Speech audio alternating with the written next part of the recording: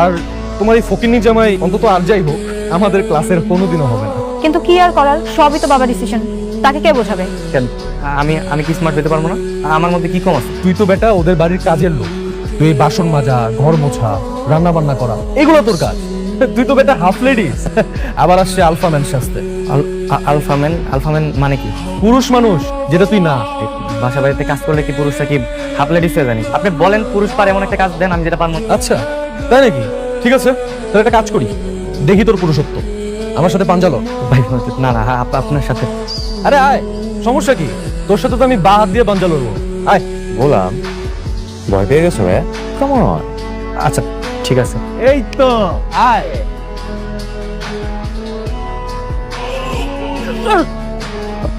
ও মাই god, তুমি ঠিক আছো? তোমার কিছু হয়নি তো? How is it possible? Golam, তুমি এটা কি করলে?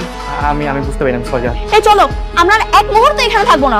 এই ওয়েটার, বিল প্লিজ। ওয়েট ঋতু, বিল তুমি কেন দিচ্ছ?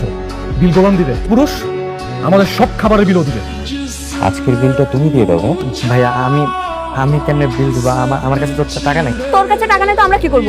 আজকে সব খাবারের বিল তুই দিবি। টাকার উপর তো সমস্যা নেই, এখানে বাসন মাজার ব্যবস্থা আছে, বাসন মেজে বিলটা পরিশোধ করে আয় যা। আচ্ছা ভাই, বিল কয় টাকা হয়েছে? আপনাদের বিল হয়েছে ৯,৫০০ টাকা। হ্যাঁ ভাই, এত টাকা? ভাইয়া আমার কাছে ৬০০-৭০০ টাকা আছে, করবো না? ৬০০। আপনার কি মাথা ঠিক আছে? আপনার বিল হয়েছে ১০,০০০ টাকা আর আপনি বলেন ৬০০-৭০০ টাকা আপনার কাছে আছে। আপনার কাছে টাকা নেই তো আপনি রেস্টুরেন্টে খেতে আসছেন কেন? চুপচাপ টাকা বের করেন, না হলে কিভাবে টাকা বের করতে হয় সেটা আমি ভালো করেই জানি। এই আপনি দাঁড়িয়ে আছেন কেন? টাকা বের করেন।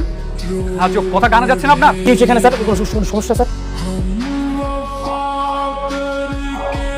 স্যার স্যার সরি স্যার, আপনাকে চিনতে পারিনি স্যার। স্যার সরি স্যার, ওর হয়ে আমি ক্ষমা চাচ্ছি স্যার। স্যার ক্ষমা করে দিন স্যার।